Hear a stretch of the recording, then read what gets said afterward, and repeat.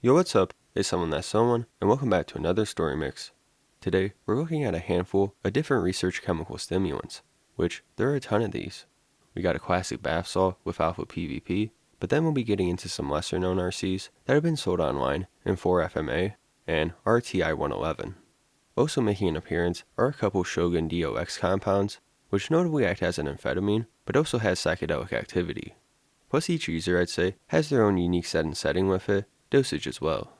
Some of these are more trial-based, some more recreational, then some showing the adverse effects that can come from these substances. So we'll get a really good look at what stimulants from the RC market are like. Before we get into this, I just want to know many of these were taken from various points in time, so the quality will vary. Besides that, let me know what you guys want to see next. If you want to see more of these, you already know, subscribe and hit the like button. Besides that, it's been Someone That's Someone. Without further ado, let's dive right into this. Epic mind and body trip. This report documents my experience with the drug DOI. I have consumed the drug several times now, at least enough times to not remember how many times exactly. The drug is said to be similar to LSD, the world standard in hallucinogenic drugs, although is reported to have a heavier body weight, which I think means that I can feel the presence of my body and internal organs and can feel my body's weight more than on other substances. I've consumed the drug in water paper form and noticed the same effects as I've read described online in my own personalized way. I'm going to describe what the drug does to me and how I ingest it, which means I won't be describing a specific trip. I prefer to take the drug early in the morning so that I can enjoy the early morning and the next night until early hours the next day. Yes, the 2 milligram dosage, in my case, a single square chewed up and swallowed, causes a wonderfully long trip, 20 to 30 hours. It comes in waves that diminish in size over time. I would typically set my alarm to about 3 a.m. the day before I want to trip, have an early night, and force myself to wake at the ridiculously early hour of the morning to ingest the tab. I would then get stoned and wait about 2 to 5 hours for the drug's effects to be noticeable. I can also go back to sleep expecting to wake up, or I can set my alarm to wake me up when the drug is peaking. So from being unconscious, I wake to a world not as I knew it, actually highly entertaining and scary, but certainly fun. The first things I notice, after about 2 hours, if I didn't go to sleep, are my thought loops become shorter and access to memory, stored information, and other thinking facilities are diminished, almost as though my memory centers have been shut down slightly. This feels like I'm floating through space. Although my capacity to remember things and to recall them is diminished, I will still find the trip memorable and will still say, do, and think things using different parts of my brain that I didn't know existed while on the drug. I find that the hallucinations don't start until about 5 hours into the trip or not at all, but the drug is an amazing visionary aid. I enjoy closing my eyes and trying to visualize things. Mainly, I will just feel as though I am out of my body, observing the world in a new way. The next thing I will notice is that my insides are accompanied by feelings of nausea. I find this side effect a little disturbing. I can feel my intestines churning and my heart seems to be being pinched in my chest. I would say this drug causes some changes to happen in digestion, a slightly diminished appetite, and it possibly causes my heart to be overworked or my blood to be thickened. I'm not an expert at all on how this drug works, but it affects my brain, which in turn affects my body. The higher the dosage, the more difficult it is to control my body. I may urinate myself or defecate unexpectedly, although often a fear of this happening can ruin my trip. If at all possible, I try to regulate my dosage so I can still control my body and not have to worry about unexpected leaks. Learn to use the toilet while on the drug, because it can be difficult. I may experience an unwillingness to urinate while standing over or sitting on the toilet bowl. The trip seems to cause visual hallucinations, although mainly when I am trying to make them happen. This is good because it puts me in control, although bad if I want to be hallucinating properly. This drug is supposed to be hallucinogenic, but I don't find it to be, although I think the feelings inside my body are kind of a hallucination. I can experience discomfort and pain, maybe even difficulty with breathing, but it is merely a misinterpretation of my senses, particularly the ones I typically don't notice. Always, I tell myself to be calm, try to relax, and don't start clawing at my chest. The first time I took the drug, I ended up with an extremely painful rash on and around my left nipple, which totally ruined the last part of the trip since the pain was sort of magnified and caused me to claw even more urgently at the affected area. The drug's effects seem to be broken up into uneven waves. They may come every 10 to 40 minutes in varying degrees of intensity. The waves will cause me to breathe inaudibly. I will probably go, woo, or wow, every time this happens because it is an intense feeling. A feeling of nausea, which may actually cause me to vomit at higher dosages, and anxiety, hopefully accompanied by pleasant, euphoric feelings or hallucinations. After about 7 hours, the effects will be noticeably more intense or starting to diminish. The waves will be different and mainly less intense. Once I start feeling bored, if that happens, and if I don't start to get sick of the feeling, I smoke some weed. The trip will become almost psychotic in nature. My thoughts will spiral out of control. Closed-eye hallucination and visual static will be prevalent, and the waves will be accompanied by weed hallucinations, which are both wonderful and horrible. After the 12-hour mark, I can expect the trip to continue for another 10 or more hours, and then I can probably sleep the rest of the trip off. As with other synthetic amphetamines, I will find it hard to sleep, as much as my body seems to crave it. Trying to clear my head and feel hypnotized, I lay as still as possible, since the DOI will be trying to make me writhe around in my bed, which will keep me awake. When I do finally sleep, I may have some interesting dreams, or merely wake up the next day, or in a few hours, feeling that the drug has worn off.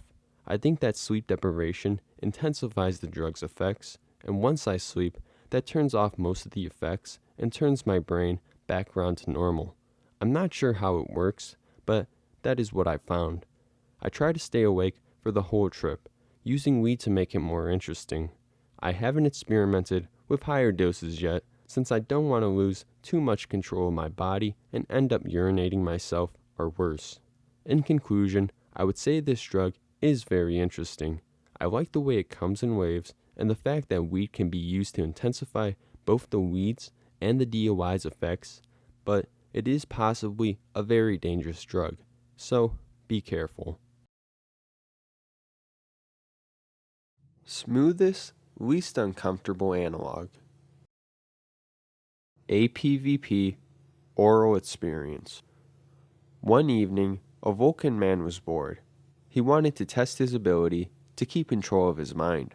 Since he was just finishing a PvP match, he decided to try the substance.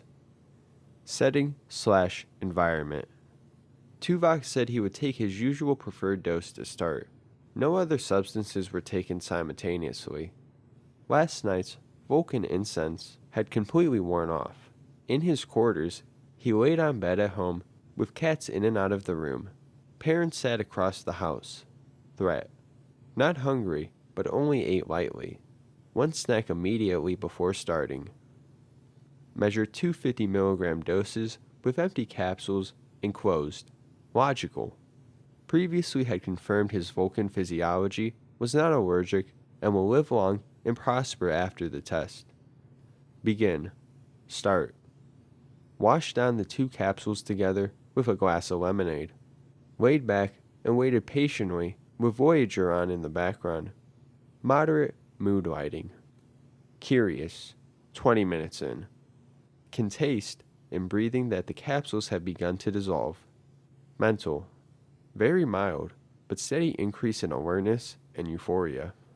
Almost like 4-MMC, but far more gradual. Physical. Proportional increase in feeling cold and veins less visible under skin. Tuvok allows it to build. Current summary. Optimistically. Impressive. 40 minutes in. As he suspected the peak to be close, Tuvok added roughly 0.2 milligrams to a 3 milliliter e-cig tank and proceeded to enjoy. About 1 milliliter was vaped on with 40 watts with an 0.39 ohm coil. Janeway was furious. Notice: vape tastes bland, not bad. Feels gritty on inhale, but is having a notable impact on the come-up rate. Returns to room to warm up before evaluating effect as it's freezing outdoors. 1 hour in. Mental: floating slightly, mood lifted, and the idea of a kitty to pet is very tempting. Similar, but not as intense, about 40 to 50% as the come-up on 4-MMC. No agitation, discomfort, or paranoia. Come-up leveling off now. Physical: hand got numb off only a little pressure. Mild shakiness. Tuvok's parents are back and forth. Close by, but unlike with cocaine hydrochloride, it does not cause them to panic as they get closer. Current summary: mellow. Tuvok would like to emphasize that this is the closest cathinone to his preferred, long-lost 4-MMC. Euphoria comparison: he used to do 2 grams every weekend orally, and this come-up peak of a gram is approximately 66%, but tolerance to cathinones is probably 50% of what it was when he used 4-MMC. APVP equals 0.5 times 2/3 times parentheses 2 times 4-MMC, end parentheses. APVP equals 1/3 times 2 4-MMC equals 66% effect per gram. Summary: APVP equals 0.66 times 4-MMC. 3 grams APVP does not equal 2 grams 4-MMC. 1 hour 30 minutes in. Yeah, that took Tuvok 30 minutes to apply this logic in his current state. Almost wants to try the maths, something crazy like counting the ticking of the universe in intervals of mass. Instead, F minus time and drawing it. Anyway, sorry, Vulcans love puzzles. Tuvok is writing this as he goes. No further report at this time. However, he is losing the cold feeling and very, very gently and steadily sliding from his peak back down over. Feels to be about an hour from finished.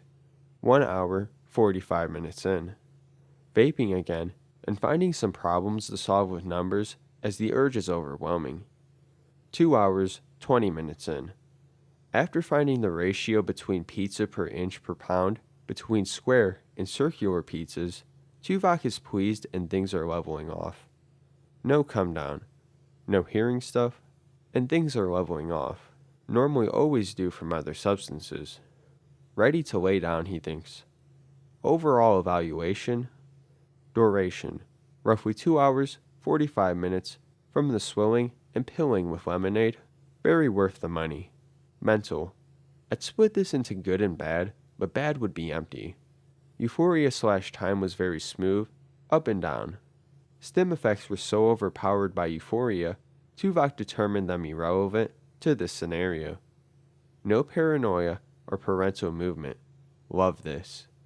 Become a mathematical prodigy for an evening. Physical: good. No stiffness, mild jaw motion, temperature changes small, no chest issues.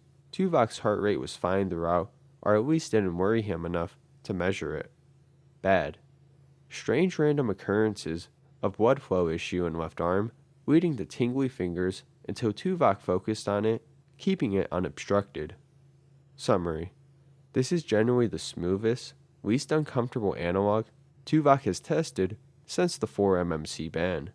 It was so much so that he bothered to share this with you. Thirsty now. Reported dose: 100 milligrams, oral purity, questionable. RTI 111, September 2016. Substance RTI 111/Dichloropane, analytically confirmed via GC/MS testing. Class/type cocaine/phenotropine analog, i.e. SDNRI stimulant. Dose/ROA 50 milligrams total, insulfated 4 to 5 lines staggered over the period of an hour. Subject age/height/body weight, 24 years old, 5'9", 140 pounds. Potential tolerance factors: primary subject, 75 milligrams MDMA insulfated in combination with 150 UG ethelad and 62.5 UG ALD52 about 12 days prior, and 2 moderate doses of other SRAs not too far back, 2 to 4 weeks, as well as 2 failed oral trials of RTI 111 at 30 milligrams the week prior. To be documented. Partial NT depletion/imbalance and corresponding stimulant tolerance suspected. Secondary subjects: none. Relevant usage history/experience: primary subject. Primary subject is not a regular user of cocaine, with only 3 or 4 experiences lifetime total, the last one over a couple years prior, and an infrequent user of stimulants in general. Out of these, only one of the experiences included material that was determined to be of a purity/quality sufficient to form a basis of characterizing the drug, guesstimated at 70% plus, based on subjective effects and reliability of source. Secondary subjects: generally stimulant/cocaine naive, are sensitive to these sorts of compounds, lowered the doses to 30 to 40 milligrams to account for this. Timeline: 2200. First 2 lines insulfated by primary subject. The powder was markedly rough on the nasal passages/sinuses and resulted in the subject having to insulfate in a very controlled fashion, turning his head and cough/sneeze each time to avoid blowing the material away. 2201. First effects noted. Generic stimulant come-up feeling/jitteriness with a markedly subdued rush relative to high-quality cocaine. Possible placebo effect stemming from act of insulfation alone. 2215. Primary characteristics seem to be manifesting at this point. A sense of mild euphoria accompanied by chattiness, but not nearly as smooth, or uplifting or energizing as actual cocaine. Subjects noted that despite having a mild urge to talk/socialize, there was a marked cognitive fog/spaciness that made for what subjectively felt like dull or awkward conversation. 2230. Main effects seem to have fully manifested. Subjects noted a paradoxical effect in which they were both stimulated yet very spaced/monged out and unmotivated to socialize or interact. Some tenseness/straining/fatigue noticed in the body and heart by all subjects. 2245. Subjects stopped noting detailed observations of the experience as it seemed to reach its peak, leveled out into a unique, if not particularly comfortable or enjoyable, plateau. 2300. Effects still present but seem to be dropping off slowly starting at this point. No compulsion or interest in redosing. 2300 to 100. Slow, protracted, and taxing come down observed, reminiscent of coming down off a strong entactogen, yet without any of the corresponding euphoric or pleasurable effects that are known to accompany entactogens. Subjects decided the fatigue/bodily/cardiac discomfort was enough to warrant dosing 1 to 2 milligrams diclazepam, which quickly softened out the edges and put an end to the experiment. Total duration estimate 2 to 3 hours. Notes: this is from what is purported to be the first real batch of RTI 111 to ever hit the market, obtained from a highly reputable source. A sample was sent to a trusted independent third party for testing and analysis to verify its identity, due to the inherent unlikeliness of such a compound to be produced due to the technical and economic factors that would have to go into its production. Edit. Analytical testing via GC/MS received and confirmed to be real RTI 111/dichloropane. This is likely the first time, and potentially any tropan analog, has ever actually been available on the market. This powder is very rough on the nasal passages, but otherwise not horribly painful to insulfate, a la 2CX, Due to how finely particulate the powder is, it is advised to insulfate this compound in a very slow, controlled manner. Notably, this compound has none of the local anesthetic action that the insulfation experience of cocaine is notorious for. Plugging may be a potentially more efficient and a viable route for ingesting this compound. An interesting property that was noted was the reduced compulsion to redose relative to cocaine. Whether this was due to the prolonged come-up and thus an inherent property of the drug's effects, or whether subjects were wary of trying to replicate/chase the classic cocaine euphoria due to the concern of hitting a threshold in which the peripheral effects would be very actively uncomfortable or overwhelming, is as of yet unknown. Subjects noted suggestions of potential cardiac toxicity as well as physical toxicity/strain in general. Though given the unstudied nature of this compound, nothing can be said for certain. Some caution when approaching this substance is advised. There was a moderate hangover noted the day after, reminiscent to what one would feel on a night out on MDMA, but not quite as bad or long-lasting. Considering the impressiveness of the effects overall, the hangover after felt very much disproportionate to its main effects. Conclusion: RTI-111 is a substance that seems to contain elements of both cocaine as well as SRAs like MDMA, potentially due to its known higher affinity for the serotonin reuptake transporter than cocaine, relative to that of dopamine, but in a way that fails to capture the enjoyable effects of either.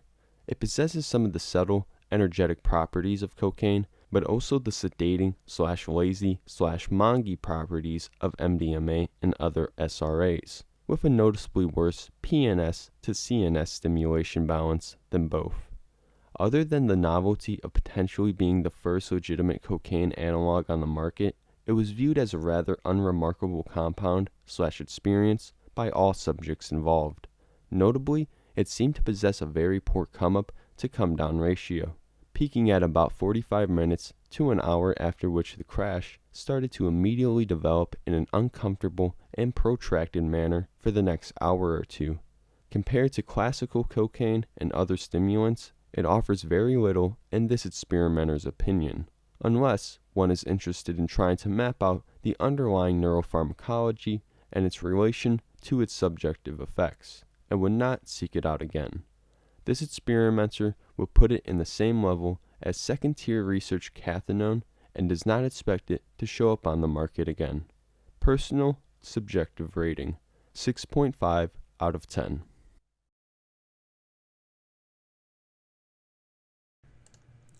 My day with STP. The dose was 4 milligrams of DOM taken at 8:30 a.m. I fell asleep at 3 a.m. the next morning, and the duration was 14 to 18 hours. After my Iboga experience, I was invited to California to continue on my journey. The trip out west really congealed the insights, visions, and love from my Ibogaine treatment into the person I am now. Sure, I still have a lot of things I am working on, but I really do love the person I am today, and I see the love reflected in those around me. Thank you, universe. A few days after returning home from California, I woke up and decided to try the DOM. The taste of DOM was interesting. It tasted very similar to 2CD, but with a sharper menthol taste. Probably just chemical suggestion, but then wine connoisseurs all claim to notice the most seemingly minor components. Chronology: 4 milligrams of DOM was taken around 8:30 a.m. 45 minutes in, I note a definite alert, nothing more at this point beyond the awareness of something inside of me. An hour 20 minutes in, clearly I have taken a phenethylamine psychedelic, no visual effects yet, but the mind is spinning with energy. An hour and 40 minutes in, visual effects are noted, mostly of the generic PEA type, nothing I haven't seen before. I'd list the level as a +1. 2 hours 20 minutes in, not much more than before. DOM lives up to its legends as a long, slow developing trip.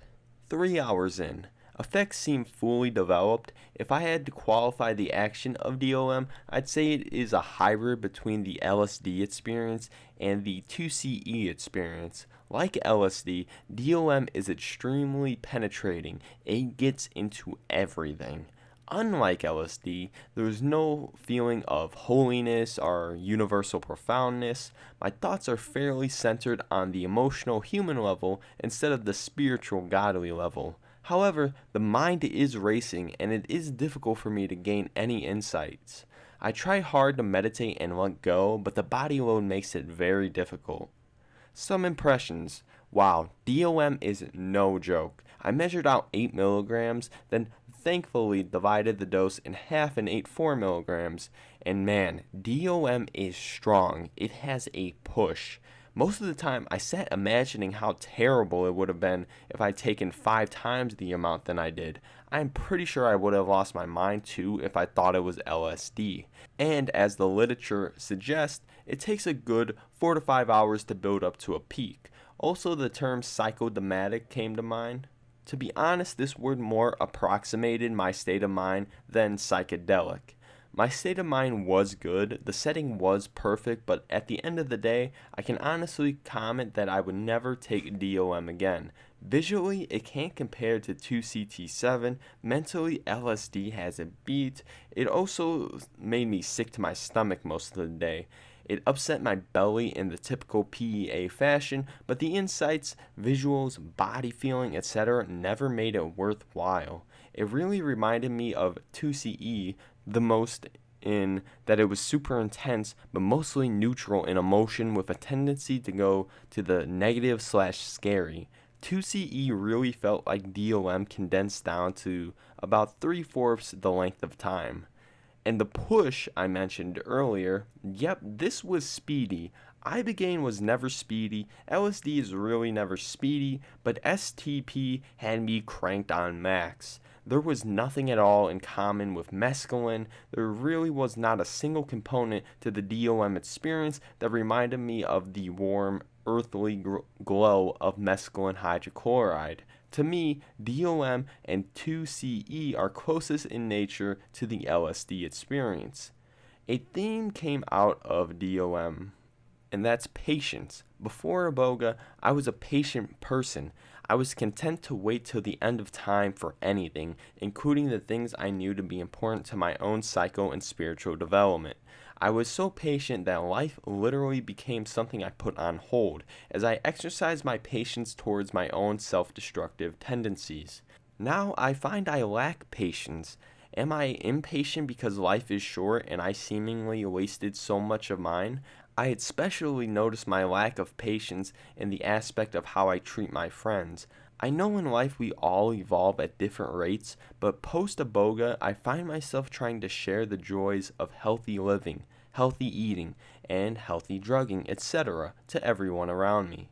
Frustration ensures when the knowledge I want to share is taken in one ear and out the other.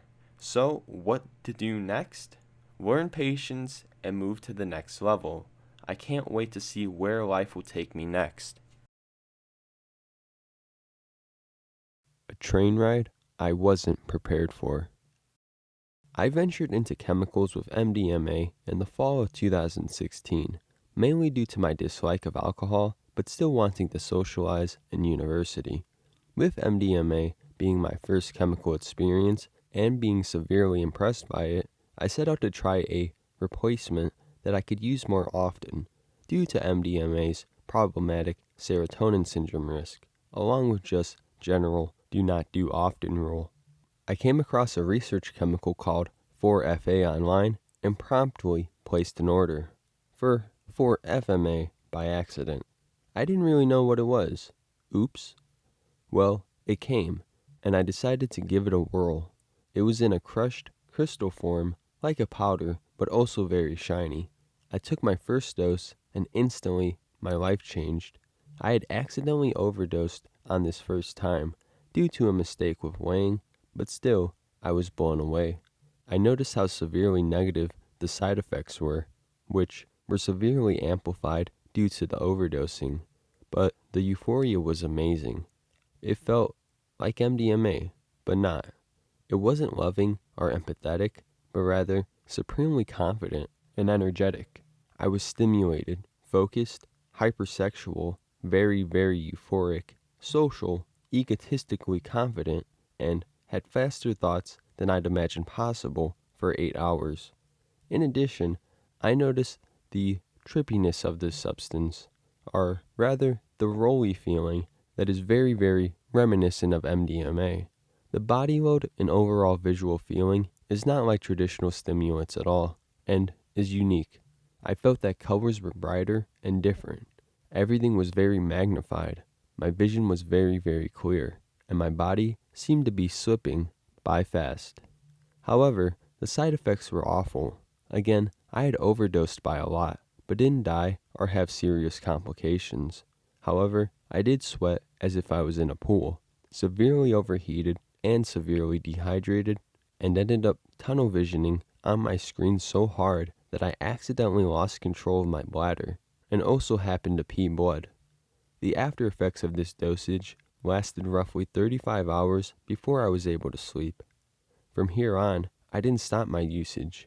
I began to use this substance daily in the 100 to 150 milligram range, orally, which provided most of the positives, without as severe negative side effects, although it is still the most rough or toxic chemical I've ever tried. Far more toxic feeling than 4-FA, MDMA, or crystal methamphetamine. However, it remains the only non-MDMA stimulant that has given me the roll feeling, and also provides a completely different experience than MDMA. It is more selfish, egotistical, stimulant-based, controllable, to an extent, sexual, and more powerful/forceful than MDMA. After I began abusing this, I googled the chemical more and concluded that it must be similar to meth, and thought the severe physical side effects were normal. I had no idea that sweating pools of liquid, being red in the face, severe vasoconstriction, and being that dehydrated were really strange, much worse than crystal meth at the same dosage. I also was naive and didn't stop to realize that this substance should be treated with supreme caution and only be used once in a great while, similarly to MDMA, due to the serotonin. It was a great several weeks of usage, with an average of 50 to 70 hours of being awake before sleeping for 6 to 10 hours, only to do it all over again. It never got boring, and my tolerance never seemed to rise at all. It was very easy to not eat and to feel like I was having fun all by myself, with minimal social interaction. However, eventually, when this train came to an end, I crashed very hard. After daily usage for a month, it was almost impossible to get out of bed for around a week or two after stopping, and I always felt exhausted, more than I ever had been in my life. I was already depressed prior to using this substance, and it made it worse. I got suicidal and began to feel that nothing mattered. Even the things that I loved to do the most, or my biggest dreams, all seemed entirely pointless or empty. Nothing could make me happy for several days, and I cried often. I believe that the lack of sleep, plus poor dieting skills, plus using it too far often, led to this crash. Using once a month or so, with proper sleep and diet, would likely not have such negative effects. Although, again, physically, the chemical feels very toxic overall regardless. After 2 to 3 weeks, and then still ongoing, my life has basically returned to normal.